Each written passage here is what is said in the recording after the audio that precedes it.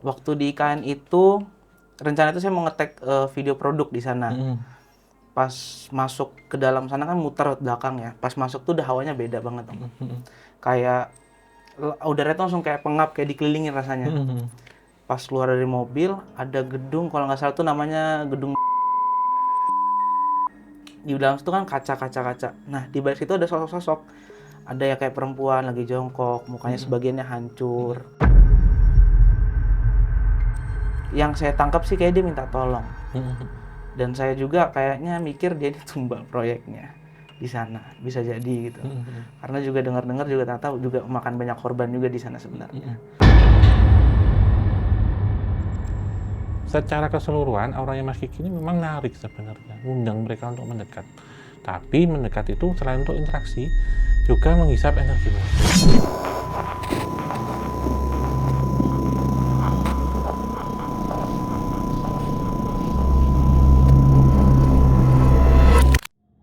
Assalamualaikum warahmatullahi wabarakatuh. Salam rahayu bagi kita semuanya. Kembali lagi di podcast obrolan santai. Dan pada malam hari ini kita kedatangan tamu narasumber yang profesinya itu sebagai seorang videografer dan sekaligus sebagai seorang editor. Kontennya bukan konten biasa, yaitu konten horor. Dan tagline-nya di sini adalah kameramen tidak selamat. Nah, tapi sebelum kita bahas ya, karena kayaknya semuanya sudah nggak sabar. Tapi sebelumnya, dukung channel ini dengan cara subscribe dan nyalakan lonceng. Dan tak perlu berlama-lama, kita sudah kehadiran tamu narasumber kita, yaitu Mas Kiki. Halo. Gimana kabarnya Mas Kiki? Baik, Om. Kok kayak tegang ini? Kenapa? Atau setiap hari sering ngedit konten-konten horor ini? Di belakang kamera biasanya, Om. Oh iya? Agak-agak. Tapi nanti kalau nggak kuat lambaikan di kamera ya. Itu biar nggak kan Mas gitu. Nah, ini kesehariannya apa Mas? Profesinya atau mungkin masih studi apa gitu? Saya tuh masih kuliah di Kaliurang Atas. Iya. Terus juga sebagai editorial konten kreator di Bang Alarich. Gitu sih biasanya nge-shoot kan sana temanya horor gitu. Jadi sering lah buat kayak masuk kayak ke dunia kayak gitu. Penelusuran gitu. Iya, banyak juga penampakan tuh dapat di kamera gitu-gitu. Iya, yang paling ini apa Mas? Mungkin di mana dapatnya apa itu, dan daerah mana mungkin yang agak spektakuler nih di Indonesia? Yang paling saya nggak expect itu di IKN sih. Oh iya, Di di IKN. Kalimantan Timur berarti. Di Kalimantan Timur, Iya. waktu saya pulang kampung. Iya. Waktu Aslinya Lebaran. sana, maaf. Aslinya di sana. Aslinya Kalimantan Timur. Asli di sana. Dari mana Kalimantan Timur? Balikpapan. Oh, Balikpapan. Iya. Waktu di IKN ini yang ditemuin apa sosok-sosoknya? Waktu di IKN itu, rencana itu saya mau nge-tag video produk di sana. Pas masuk ke dalam sana kan muter belakang ya. Pas masuk tuh udah hawanya beda banget, Om. Kayak udaranya tuh langsung kayak pengap, kayak dikelilingin rasanya. Pas keluar dari mobil, ada gedung, kalau nggak salah tuh namanya gedung. Di dalam situ kan kaca. Nah, di balik situ ada sosok-sosok. Ada ya kayak perempuan lagi jongkok, mukanya sebagiannya hancur. Kayak gitu sih. Jadi hati juga langsung kayak buyar gitu. Apa yang tadi udah dipikirin kayak oh mau nge-tag ingat ini. Nyampe sana langsung kayaknya nanti dulu deh nge-tagnya. Iya. Pas pulang juga ada kejadian itu. Lagi jalan, saya tuh pasti tidur. Tapi itu kayak apa ya? Kayak ada yang ngajak ngomong. Cuman saya bingung kayak ini siapa? Kan saya juga nggak bisa ngelihat kan. Jadi saya udah cuek lah tidur. Nggak lama tuh kayak ada kaget gitu loh, kayak ada refleks gitu loh, buat langsung melek ke kiri. Dan ternyata tuh ada mobil dari arah berlawanan tuh udah mau motong mobil kita. Dan tuh tiba-tiba juga langsung ayah juga kaget, ayah gas. Nah udah tuh saya tidur lagi selanjutnya. Sampai rumah tidur lagi. Nah situ dimimpin sosok itu. Kayak gelap, terus ada dia kayak minta tolong gitulah. Nah itu sih di IKN Om, yang benar menurut saya kayak wah ini nggak lucu sih. Untuk sebuah konten doang sampai kayak gini nih agak berbahaya sih. Sampai ikut ke rumah dan lain-lain kayak gitu-gitu. Itu cara gangguannya Mas ya? Gangguan. Itu sosok ya? Sosok. Kemudian yang dirasakan situasi atau kondisinya seperti apa Mas? Ketika dari tempat, mungkin di jalan, di rumah itu? Di rumah tuh hawa sih Om. Yang Hawanya kerasa seperti banget. apa Mas? Hawanya tuh pengap. Kayaknya bukan aku sendiri deh di kamar ini. Kayak penuh? Penuh. Iya. Terus karena badan juga capek, ya udah deh mau tidur lagi aja, istirahat total dulu. pas tidur kayaknya tuh mau maghrib deh. Nah itu dimimpiin tuh. Mau maghrib tidur? Iya nggak sengaja tuh Itu di rumah ya? di rumah. Apa mas? Itu kan karena pamali ya kalau maghrib tidur kan. Dimimpiin sosok itu, perempuan itu. Itu apa mas masuk kala mimpinya itu bentuk yang tadi rusak mukanya atau bentuk apa manusianya atau menyampaikan pesan atau ngajak kemana gitu waktu Dia di dalam mimpi? Itu kayak hitam setengah doang muka gitu loh, nggak kurang jelas gitu. Yang saya tangkap sih kayak dia minta tolong. Dan saya juga kayaknya mikir dia ditumbal proyeknya di sana, bisa jadi gitu. Karena juga dengar-dengar juga tahu juga makan banyak korban juga di sana sebenarnya. Kalau yang itu mas, yang dengar-dengar info banyak korban itu dari mana mas? Dari memang media surat kabar atau dari internet atau cerita-cerita warga atau orang gitu? Dari keluarga sih, keluarga juga bagian pemerintahan di sana juga. Jadi waktu itu entitasnya yang di sana itu yang tadi lewat mimpi itu nyampein sesuatu atau diam aja? lebih ke apa Nangis ya, saya tuh atau apa? Minta nangis doa atau ya. tolong Nangis, saya gitu atau gimana? minta tolong gitu. Cuma saya juga bingung kan, saya harus ngapain gitu. Saya nggak bisa bantu dia selain doa aja lah gitu loh. Jadi saya kayak udah saya abaikan dulu deh buat yang ini. Gitu sih. Waktu itu mas, yang info dari keluarga nih saya sedikit tertarik. Maksudnya kebanyakan yang diduga, ini kita bilang diduga ya, jadi tumbal itu pekerja proyek asal orang atau yang masuk ke situ, dan mekanisme kejadiannya seperti apa kecelakaan atau ditanam hidup-hidup atau apa gitu?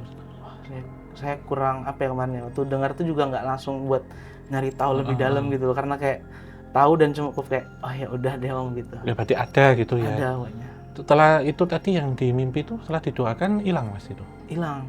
Terus penampakan gitu nggak setelah terbangun? Misalnya nanti habis itu bangun jam berapa kalau boleh tahu?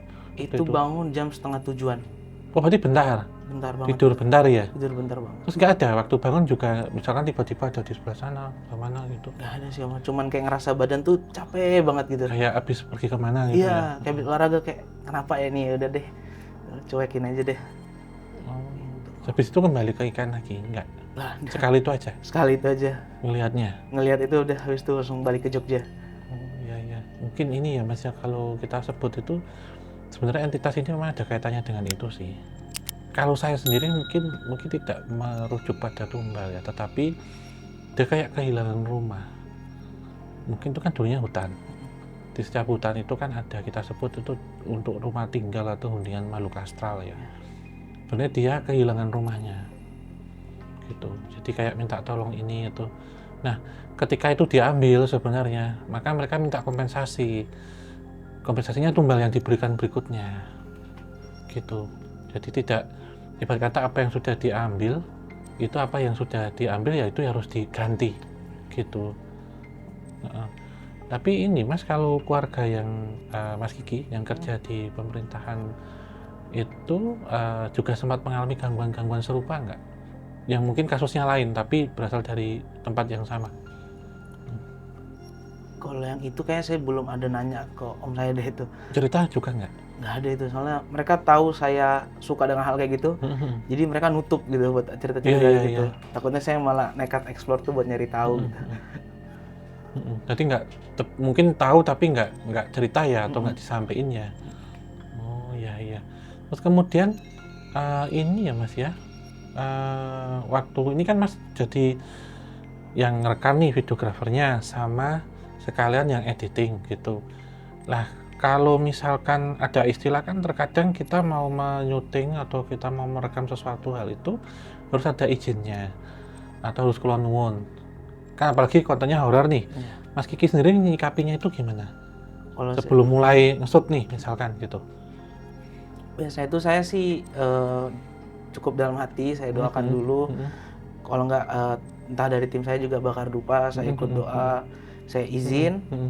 Udah saya naik aja tuh, misal kemana, ke Gunung Kidul saya naik aja rekam gitu. Gitu sih mau. Pernah nggak mas, nggak sengaja dapat satu tempat yang mungkin itu nggak boleh atau terlarang gitu, yang mas nggak tahu nih, karena hitungannya kasarnya bukan orang sini nih, jadi asal ambil gitu, walaupun udah izin, tapi sebenarnya tempat itu nggak boleh gitu?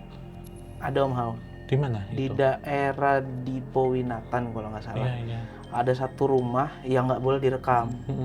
posnya itu pas mereka yang ngejelasin, saya kan posisi duduk tuh. Oh, dia mau ngomong nih, saya rekam. Pas saya rekam, saya nggak sadar ternyata rumah itu posisinya di belakangnya beliau ini yang ngomong ini. Saya refleks, saya turunin kamera. Pas saya turunin kamera langsung mata black out semua. Oh, hilang. Hitam, langsung hitam naik. Di sini kayak ada yang berat, kayak ada yang masuk itu di punggung. Itu langsung dibersihin. Terus singkat cerita sampai rumah. Saya sampai di rumah itu besoknya saya mau ke tempat saya ngedit. Saya baru buka pintu Om Hao. Itu jam 4:30-an. Saya buka pintu ada sosok yang kayak nabrak saya gitu, kayak berusaha untuk masuk. Lewat, dia ketawa di belakang saya. Terus saya langsung kayak inisiatif aja buat meram. Yang kebayang itu laki-laki yang kering tulangnya. Ada tanduknya gitu ketawa. Tanduknya itu satu gini apa? Kanan kiri? Di kanan kiri Om. Kayak kambing atau sapi? Kambing. Berarti gini? Iya. Ketawa. Itu saya langsung kayak, ini pertanda apa gitu loh. Kenapa? Saya langsung cepet-cepet turun. Pas saya turun pun itu di jalan ketemu ada ular. Ular beneran, Mas? Ular beneran. Warnanya apa, melintang, warna hijau. Hijau polos? Hijau polos misalnya. Jalan itu saya bingung juga mau gimana. Gak sengaja keinjak. Pas saya nengok ke belakang udah gak ada ular itu. Udah hilang? Udah hilang. Habis kejadian itu, kalau ini Mas ngomong-ngomong misal, kan tempat yang dikunjungi nggak hanya satu nih. Misalkan kalau di lokasi-lokasi syuting yang lain yang pernah dikunjungi itu, suasana situasinya seperti apa, Mas? Sama juga? Sama sih, Om. Mencekamnya sih rasanya, karena juga saya orangnya gampang ke distract ya dengan hal gitu. Iya. Jadi kadang lagi ngerekam, di mata nih nggak ada nih, tapi di kamera ada gitu. Jadi berusaha untuk fokusin, ternyata udah ngeblur kemana-mana, tiba-tiba udah langsung hilang pikiran. Kalau tadi misal pas nyuting yang nggak boleh terlarang tuh kayak gini loh Mas, misal kamera itu kan misal di sini ya itunya, lensanya, itu ditutup gini Mas. Jadi ada tangan sebenarnya di depanmu tuh yang nutup. Nah, entitas yang menyerupai itu sebenarnya yang dia mendiami tempat itu, yang dia nggak suka dengan cahaya, nggak suka dengan diceritain atau nggak usah direkam, karena itu memberikan teror agar itu nggak usah diupload lah. Itu ini yang pertama itu. Kemudian ular itu manifestasi dari wujud itu, dari si sosok itu, karena sosok itu sebenarnya kulitnya warnanya hijau, tapi memang bertanduk menyerupai kambing, sebenarnya bukan kambing. Nah, ular itu sebenarnya dia kayak ngasih peringatan, nih loh kalau kamu terus kayak gini, ular itu bisa matiin kamu gitu. Jadi ular siluman, ular gaib gitu Mas. Dan menurut saya jika kemudian terus diedit dan bahkan tuh sampai upload, mungkin bahaya sih, karena dia bagaimana dia cara menghalangi atau bagaimana cara dia ngeredam Mas Kiki itu agar itu nggak dilakukan. Kalaupun itu kemudian tetap dilakukan, bisa sakit keras. Pernah juga mau waktu post itu saya ngedit, kayak ngedit konten itu deh di sana. Pas saya lagi ngekat, tinggal masukin audio, itu lagi ya pokoknya lagi ngerender lah, lagi nunggu itu, mata tuh black out langsung hitam semua. Iya. Itu saya benar panik hilang tuh. Ya. Iya kayak loh, ini saya posisi lagi ngedit loh, tapi kok tiba-tiba hitam semua.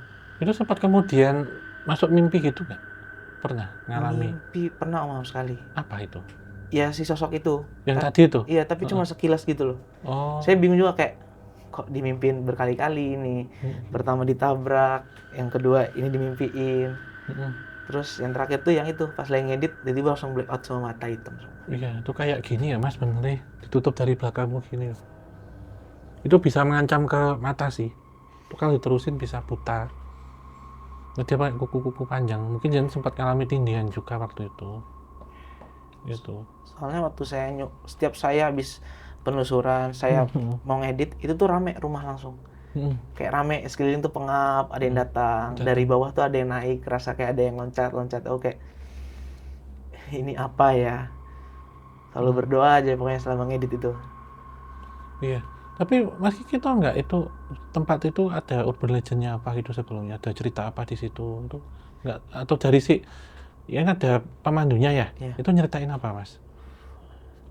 Rumah itu, aduh saya lupa lagi Om Hao. Sekilas yang masih ingat tentang apa?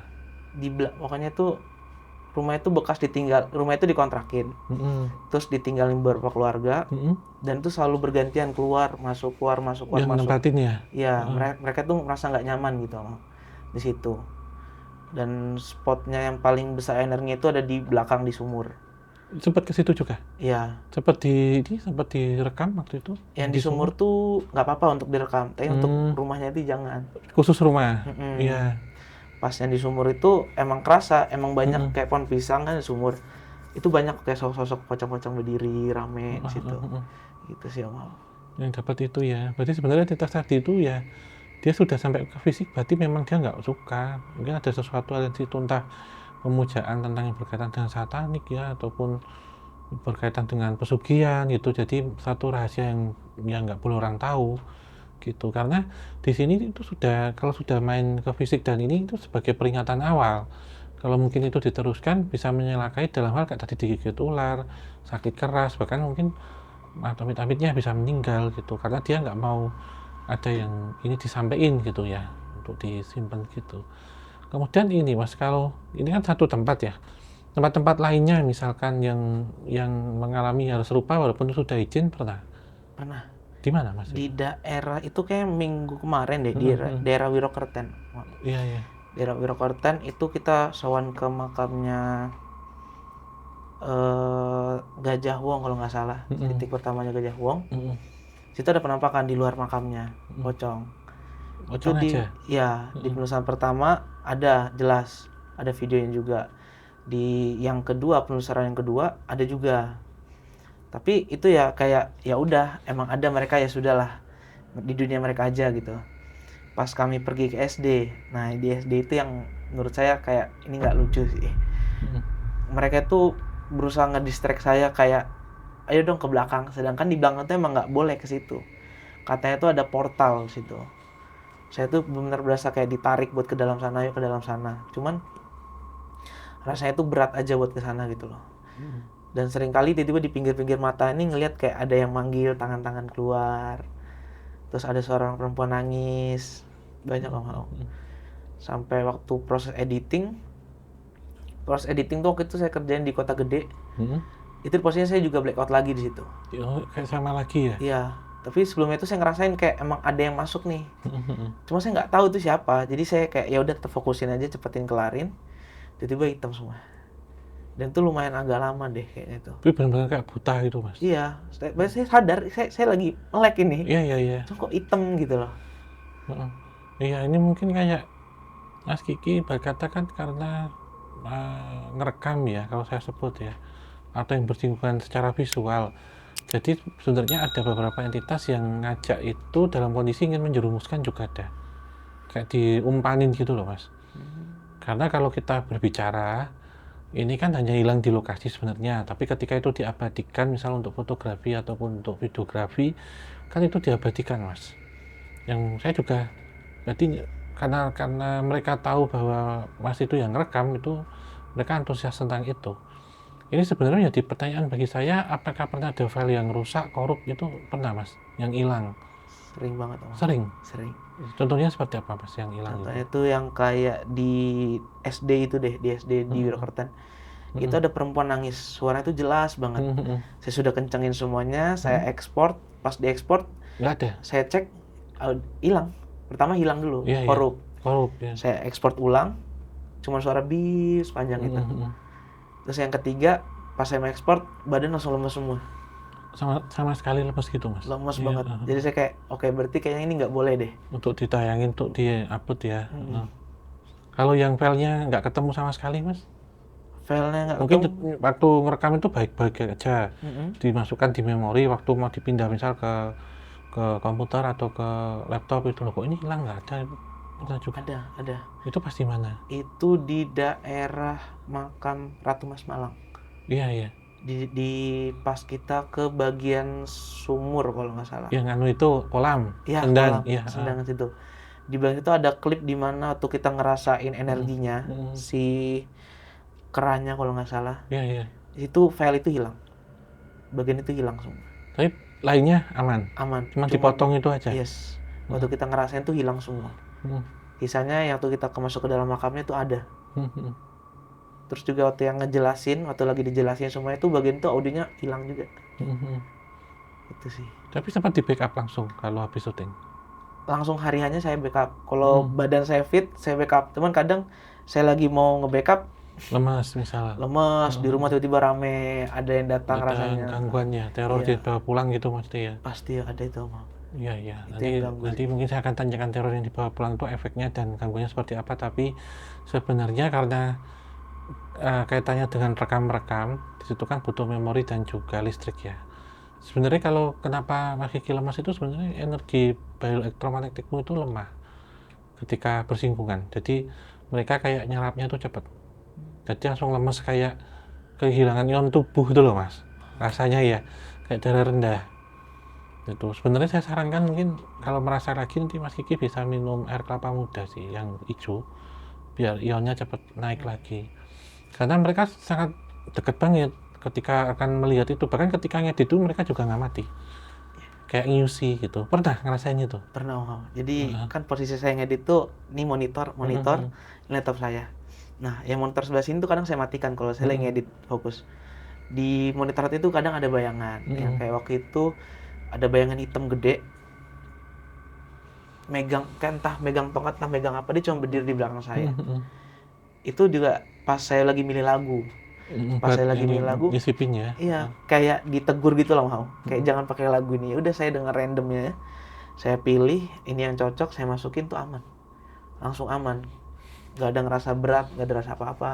kalau yang ini mah, yang teror-teror yang dibawa pulang gitu, itu anggota keluarga lain ngerasain juga. Kebetulan saya sendiri sih di rumah. Kalau pas di Kalimantan pernah? Enggak Kalau ya, di aman ya. Kalimantan itu paling ayah sih yang notice. Seperti apa Mas Semenjak waktu itu? saya udah masuk kayak gini kan, Mhm, saya pulang, itu ayah yang notice kayak ngelihat saya tuh udah beda gitu loh. mhm, Dan dia sempet negur kayak kalau udah hati nggak enak, mhm. ini jangan dilakuin. Ini terusin. Iya, Heeh. itu sih, Om.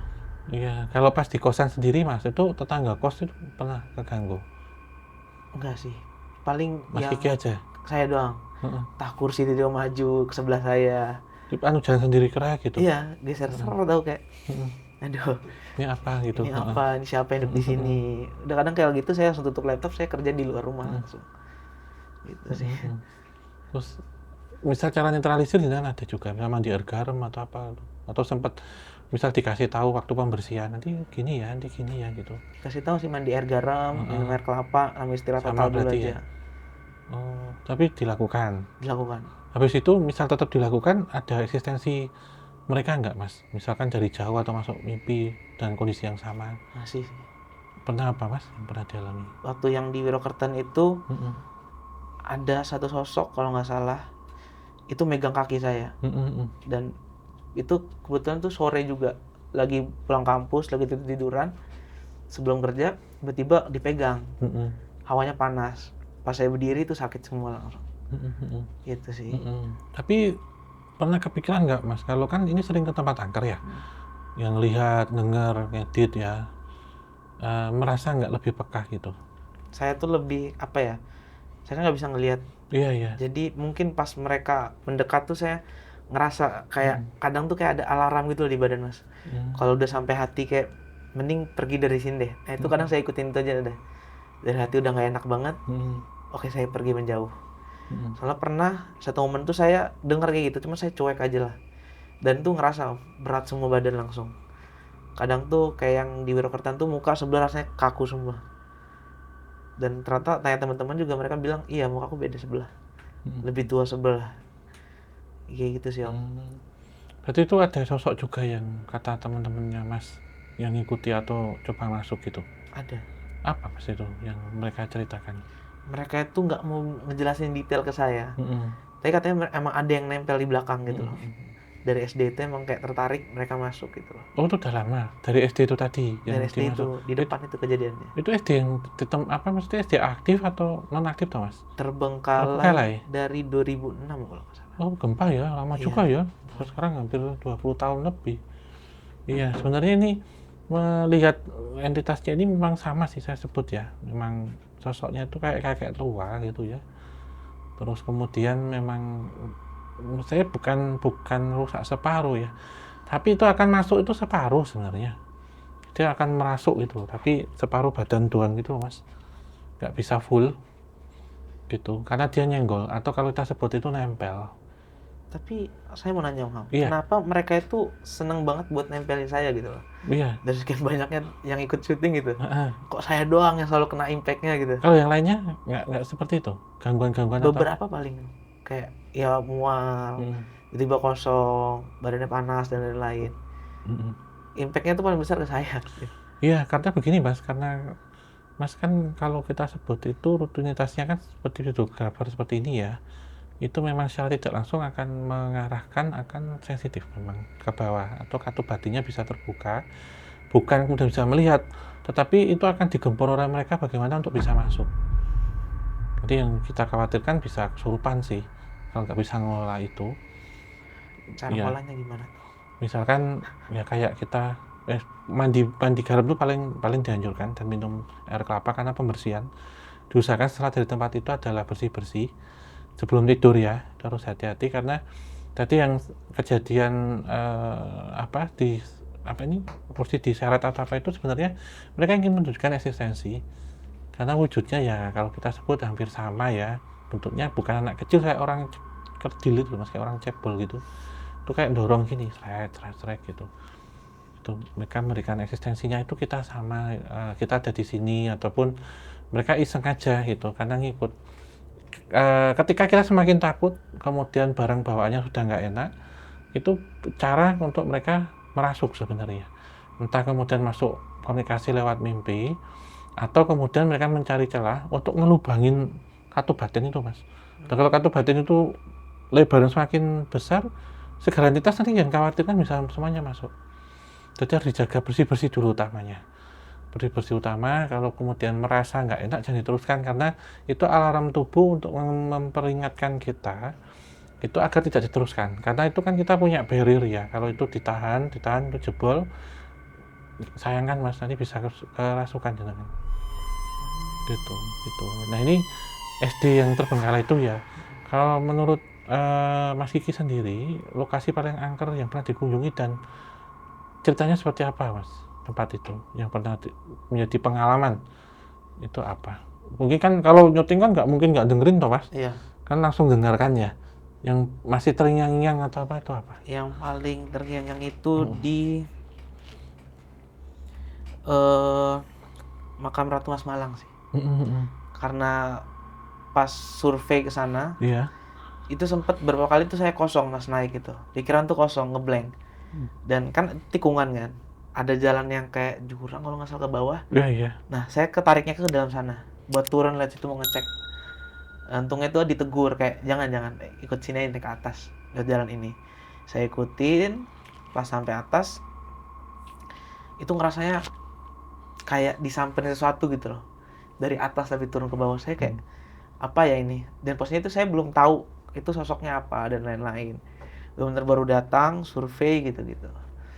Terus pas masuk pertama tuh ke makam dulu, baru ke sendangnya. Pas di makam tuh overall aman semua. Tapi pas yang di sendang itu sih, pas mau ke sendang itu rasanya udah gak enak. Udah berasa kayak ditungguin banget gitu. Yang dari sendang itu malah merasa kayak, kalau saya tangkapnya kayak gak welcome.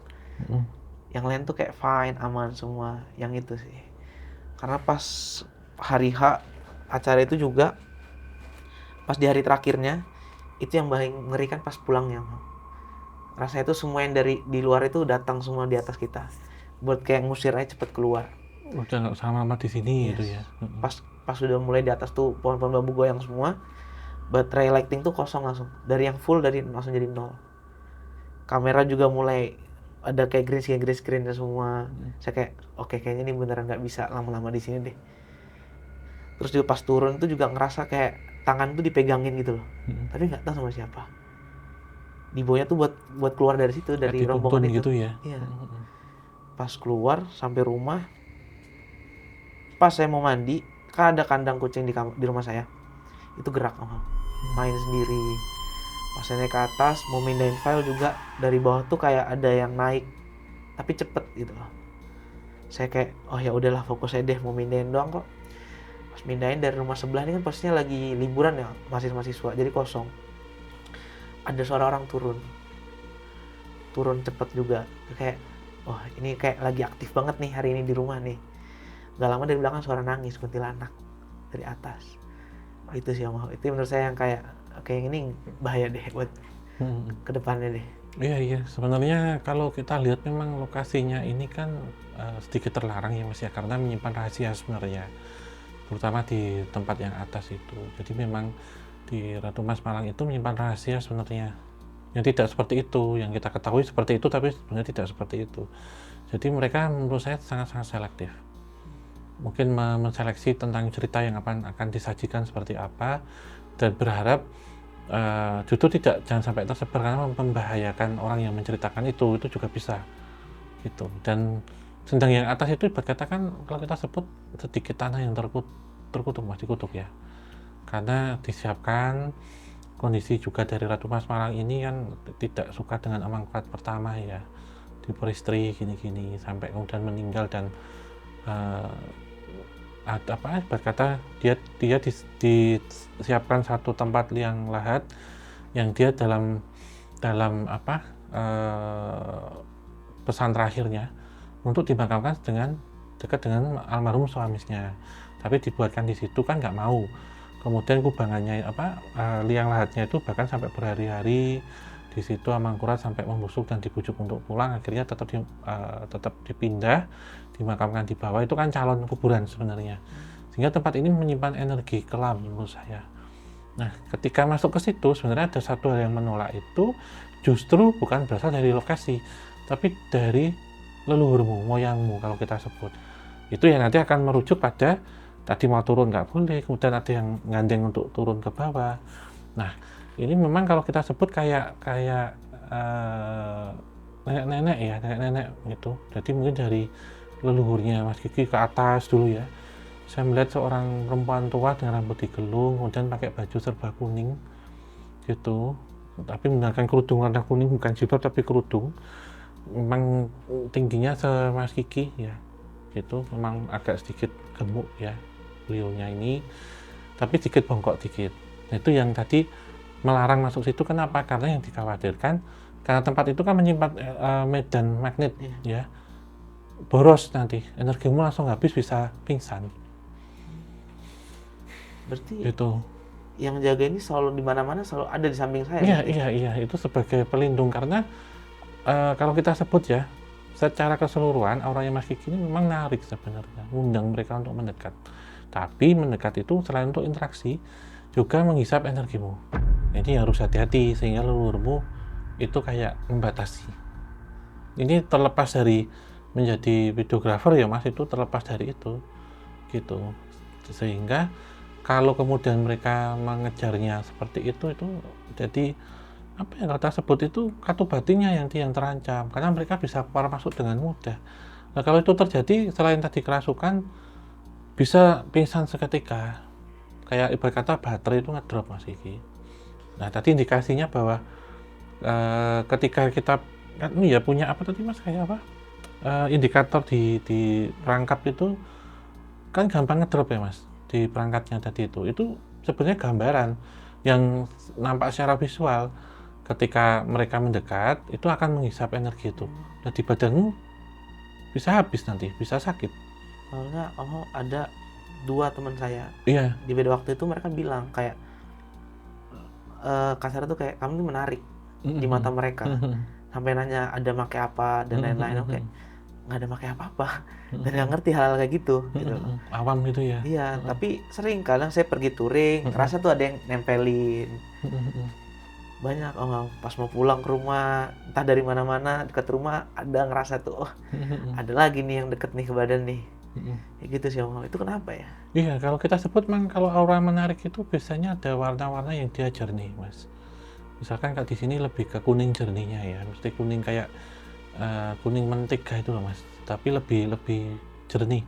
Itu kan ibarat kata itu bisa menjadi seperti makanan bagi mereka auranya gitu, auramu itu, karena kuning itu. Tapi kalau Mas Kiki itu kemudian panik, itu berubah menjadi orange, itu jadi gampang panas, bukan emosi marah-marah, tapi emosinya itu lemas, mual gitu ya, kemudian ogah-ogahan jadinya kayak nggak semangat gitu. Itu kalau kemudian merasa terancam sebenarnya. Tapi kalau keseharian ya kayak mentega yang dicairkan atau minyak goreng itu Jadi warnanya apa di sekelilingmu gini loh Mas, walaupun memang ada satu warna aura putih, yaitu berasal dari leluhur, terutama dari garis keturunan bapak ya, lebih lurusnya gitu. Nah ini yang menjaga seorang nenek karena dulu juga sama yang menjaga. Jadi ya tadi kalau saya sebutkan auranya itu putih dan kuning. Gitu. Mungkin kalau di sana kayak kalau pernah ke Museum Mula Warman yang di Tenggarong kayak gitu Mas. Kuningnya kuning-kuning oranye tuh loh. Modelnya seperti itu. Ya. Ini ada kaitannya juga leluhurnya dulu dengan ini ya, dengan apa? Sungai Mahakam di situ. Saya sarankan ketika numpuk nih di sini ya, numpuk energinya, numpuk negatif, numpuk pulang ke sana mungkin mandi dengan air Sungai Mahakam. Dalam artian bukan secara harfiah mandi di situ, mandi air rumah kan udah sama Mas, kan sudah kena itu, sudah mungkin dengan beberapa daun-daunan yang dicari di hutan, mungkin jangan minta nggak langsung nyari, mungkin dari hutan ditaruh di situ, kemudian buat mandi itu nanti untuk melunturkan energi-energi negatif yang dari sini. Sebenarnya saya dapat pesan dari leluhurnya seperti itu sih. Itu benar nggak sih Om? Karena saya posisi di Jawa, jadi leluhur saya itu nggak bisa sepenuhnya ada di belakang saya gitu. Itu boleh dibilang bisa Mas. Jadi mereka akan datang ketika dalam kondisi-kondisi ini ya, mendesak, urgent aja. Ya, tadi kan misal ke makam itu kan mau lihat sana, lihat sini kan dengan ada dorongan. Kayak ada apa kalau kita sebut itu bisikan ke situ. Tapi itu sebenarnya jadi satu pancingan gitu, jadi satu pancingan. Dan itu dilarang. Kenapa? Karena kan kemudian ke situ masih mau dimulai untuk ngerekam, kalau itu hilang nggak bisa gitu. Dan kemudian kenapa masuk ke Jawa ini susah ya? Saya bilang nggak terlalu susah ya Mas ya, tapi memang ada teritori yang kalau kita sebut itu ada lautan gitu. Karena itu tujuannya untuk kebaikan gitu. Jadi mereka aksesnya saja. Ini yang pertama. Yang kedua, ya tadi kenapa saya sarankan untuk mandi air sungai, kemudian pakai bunga apa? Daun-daunan hutan itu sebenarnya mengaktifkan agar nanti lebih mudah, agar beliau-beliau itu nanti lebih gampang mengaksesmu. Buat kata Mas dapat notifikasi email tapi itu belum diklik itu aktif itu, tapi udah dapat notifikasi, jadi dari sana mungkin memberikan notifikasinya nggak bisa full itu, karena bisa menurut saya ketika itu udah masuk dalam tubuh, kita mau nyebrang laut, nyebrang negara itu bisa, kecuali kalau memang 00 nih. Tapi ketika sudah menginjakkan kaki di suatu tempat, nanti kita bawa pulang ke sini itu bisa. Apalagi kalau nasab leluhur itu kan di darah Mas, di DNA, jadi lebih kuat. Tapi mungkin yang dilakukan Mas Ika adalah melakukan tirakatnya untuk itu. Seandainya ini enggak, kalau kita bilang tirakat itu bukan sesuatu hal yang harus dilakukan, tapi dilaksanakan ketika kita siap, waktunya tepat, dan dalam kondisi yang prima. Jadi nggak bisa, saya sekarang pengen sana, nggak bisa.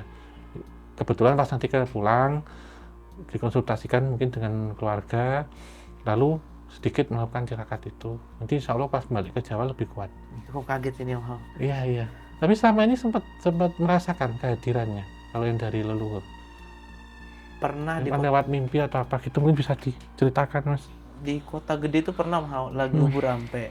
Dan saya tuh iseng. Karena saya bingung lah dengan hal kayak gini. Saya tanya, emang leluhur saya bisa datang ke sini? Dicobalah buat mediasi.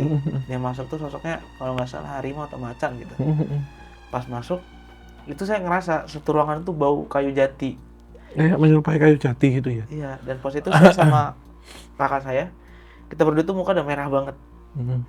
Dan saya sampai rumah itu pun masih nyium bau kayu jati itu masih ada terus di belakang saya. Gitu sih Om. Jadi kayak bingung aja sih, ini tuh beliau ini ada nggak sih di sebelah saya sebenarnya buat ngejaga gitu loh. Ya kalau saya bilang itu ada Mas, karena tadi saya sekilas sebenarnya tidak ada di pembicaraan ya, tapi ketika itu ternyata ada sangkut pautnya dan saya mendeteksi itu tadi, dan memang energinya cukup kuat yang saya rasakan. Karena tadi ketika saya pernah ke Kalimantan Timur tuh langsung notice ke sana. Jadi kayak saya punya track record yang mereka baca. Jadi saya diberikan akses untuk ini gitu Mas. Gitu. Karena setidaknya saya pernah mandi dan minum air Sungai Mahakam, jadi mereka ya ini sampein aja sekalian. Jadi kayak saya punya satu akses khusus ke sana gitu. Nah, kita kembali lagi tadi yang itu dimediumisasikan ke seseorang. sempat menyuarakan nggak, menyampaikan apa yang masih ingat waktu itu? Dia menyampaikan pakai bahasa Banjar, Iya. intinya itu kayak Dalam kenapa manggil-manggil gitu. oh, apa Mas kalau dalam bahasa Banjarnya seperti apa yang asli? Aduh, Lupa susah ya? lagi nih, lupa nih Om. Tapi dia tuh Intinya, marah lah dia karena beda teritorial masuk ke kota gede gitu. iya, beda tanah ya? Ya, jadi Heeh. bawaannya marah gitu loh. Heeh, Tapi saya rasa kayak sedih aja kayak, oh ternyata ada yang ngejaga gitu loh. heeh. Oh ternyata lurnya masih ada di sini buat ngejaga gitu loh. Tapi emang setelah kejadian itu mimpi pun tuh dimimpin kayak dikasih lihat tapi sosoknya tuh kayak bukan sosok manusia sih Om. Harimau? Iya, Heeh. tapi itu pun kayak sekilas kayak cahaya gitu center. Siluet gitu? Iya, nggak pernah bisa jelas buat nanya main komunikasi itu nggak pernah bisa. Berarti menjawab masih ibarat kata jaga jarak ya Mas ya? Iya, sampai kadang tuh yang pada banyak bilang kayak coba buat dinyambungkan lah koneksinya. Saya udah coba cuman kayak ya mungkin caranya masih salah lah. Jadi belum bisa gitu loh. Padahal yang dilakukan caranya seperti apa Mas? Ziarah, Oh. terus kirim doa dan lain-lain. Heeh. Cuman kayak kok Masih belum tetap bisa jaga nih. jarak gitu ya? Iya, Ya sebenarnya faktornya itu karena teritori Mas. Ya, jadi yang bisa dilakukan sekarang hanya menyatukan ya. Jadi bisa lebih dekat lah dengan adat sana dan dilakukan di tempat asal. Karena memang menghormati teritori, karena ketika masuk sini dalam artian baik-baik ya. Kecuali kalau ada pertanyaan, Om itu kan katanya kalau santet dari sana masuk sini bisa lah, itu kan memaksa Mas. Ibarat kata itu ilegal, mendobrak ya. Tapi kalau di sini kan baik-baik. Jadi beliau ini mematuhi ataupun merasa canggung dengan yang ada di sini. Yang kita lakukan adalah itu tadi Mas, kalau bisa mandi dengan air sana, mandi dengan air sini. Ibarat kata di sana memasukkan, merapatkan, di sini itu konfirmasi boleh nggak saya mendampingi cucu saya. Gitu. Jadi ada jarak memang karena aksesnya Mas. Jadi dari 100 mungkin yang dibatasi hanya 40%. Belum diberikan akses sepenuhnya, masih diblok itu loh Mas kalau di komputer, jadi belum kita masukkan apa emailnya atau apa, jadi belum boleh, masih terbatas. pernah sih Om waktu yang di Ratu Mas Malang itu. Kan posnya tuh licin ya dan habis hujan. Itu dari saya naik tuh emang licin banget. Tapi pas saya dari Sendang keluar tuh rasanya kayak ngerasa kayak kok ini biasa aja jalannya ya. Ini kayak rasa di Kalimantan jadi Biasa aja. itu yang bisa kayak gitu. Jadi Bisa. kayak ngerasa semua itu kayak ya udah ini Iya, Kalimantan. iya, karena kalau mungkin kondisi urgent atau terancam itu mungkin akan diberikan akses untuk lebih dekat. Tapi kalau hari-hari biasa nggak bisa. Gitu, mungkin maksimal hanya 80% atau 70%. Karena ya itu tadi, itu kan tempat kalau kita sebut terlarang dan juga memang ada kutukan di situ. Nanti nggak keserot itu loh Mas, keisapnya cepat itu loh. Makanya mereka memberikan cara bagaimana Mas Kiki itu terlindungi itu. Dan tidak terdistract ataupun ternotis hal-hal di luar job deskmu. Karena mereka kan mancing, karena tadi saya sebut bahwa auranya menarik, kartu batin yang mulai akan terbuka, jadi harus pelan-pelan dan jangan sampai terbuka terlalu lebar. Kemudian juga dampak ke fisik nanti jadinya gitu. Itu. Iya, kemudian juga apa ya Mas ya, kalau pernah nggak Mas berpikiran udah deh saya berhenti aja kayak gini gitu, kayak ada ancaman gitu, atau kemudian konsultasi dengan siapa dilanjutin lagi gitu, pernah? Pernah Om. Kejadian itu habis kena dapat teror itulah yang kayak yang tadi itu ya. rame banget nih nggak berhenti nah. Itu sempat dalam hati kayak jadi malas buat ngedit, ngetek tuh jadi kayak buntu. Terus pas saya tanya konsultasi ternyata ya emang ada yang nempelin. Iya, batasinnya. Iya, setelah dibersihin ngerasa sih barang tuh langsung kayak ringan, kayak oh aku besok mau buat ini A B C D jadi bisa gitu loh. Lebih jernih gitu ya. Iya, sebelumnya tuh bener kayak ya udah sekedar ada event ayo tag dah. Iya, tapi kepikiran mending saya bikin konten nggak horor gitu, pernah? Belum pernah sih Om. Tapi tetap menikmati di sini. Masih mati aja lah. Seru soalnya. Iya, kalau ini kan Mas Kiki ada di titik seperti ini ya. Mas Kiki sendiri kan mengalami banyak kejadian-kejadian horor mungkin yang di luar nalar atau apa ya. Nah, sebenarnya ya kalau kita sebut sebelum melakukan itu ada persiapan khusus nggak, atau belajar dari pengalaman kedepannya maunya seperti apa biar hal-hal seperti ini tidak terjadi, walaupun secara non teknis dan secara teknis dan secara non medis biar nggak kejadian. Ada sih Om. Heeh. Paling itu kalau semisal, yang pertama pasti badan fit dulu. Iya. Yang kedua paling saya bawa, misal nih saya pengen makan cemilan lah gitu. Iya. Kadang teman saya nih yang barista-barista yang gabut nih, disuruh ikut. Mereka pegang aja makanan itu. Heeh. Jadi misal saya sudah mulai ke distract nih sesuatu, saya makan tuh. Biar kayak ya udah fokusnya Pikirannya kamera. biar fokus ya. Iya. Heeh. Terus kalau sudah selesai acara itu, kadang tuh kamera, memori tuh saya tinggal semua di tempat kantor itu. Biar saya nggak bawa pulang ke rumah. Pakaian-pakaian itu saya taruh di luar semuanya, jangan saya bawa masuk, kayak gitu-gitu sih Mal. Berarti memang langkah yang sudah benar sih menurut saya. Iya, semoga lancar semua ya Mas, ke depannya sukses. Kemudian nanti kalau ada kesempatan bisa dilakukan sedikit tirakat biar ya tetap semuanya kita berlindung pada Tuhan Yang Maha Kuasa, tapi lantaran leluhur nanti bisa menjaga ke kita gitu. Sebelum kita akhiri, Mas Kiki ada saran untuk teman-teman yang bekerja di bidang serupa nih? Paling semangat aja sih, kayak lebih kuatin lah doanya, sholatnya, fokus sama kerjaannya, itu aja sih. Ya, terima kasih Mas Kiki ya. Kita ucapkan terima kasih juga untuk Sobat Jabanika yang menyaksikan dari awal hingga akhir, dan tetap dukung podcast Obrolan Santai dengan cara like, subscribe, dan nyalakan lonceng, share sebanyak mungkin.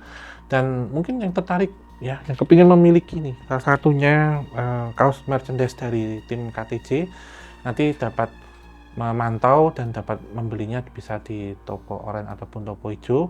Dan untuk desain-desainnya, model-model terbarunya, mungkin kesediaannya seperti apa, kita selalu promo di akun sosial media tim KTJ, podcast Obrolan Santai, dan juga di KTJ merchandise sendiri. Dan mungkin kalau yang pengen seperti ini kan karena ini sudah produk sebelumnya. Kalau nanti teman-teman pengen, saya pengen punya yang seperti itu lagi, atau yang modelnya nostalgia ya, yang vintage-vintage seperti dulu. Kalau nanti pesannya dalam jumlah banyak atau partai besar, yang minimal 10 ke atas ya, nanti bisa kita buatkan lagi. Dan semoga berkenan ya, pesan yang banyak sekalian. Kita akhiri, kita tutup. Wabillahi taufik wal hidayah. Wassalamualaikum warahmatullahi wabarakatuh. Mugi utang sapina ringan rahayu, sarung tumati.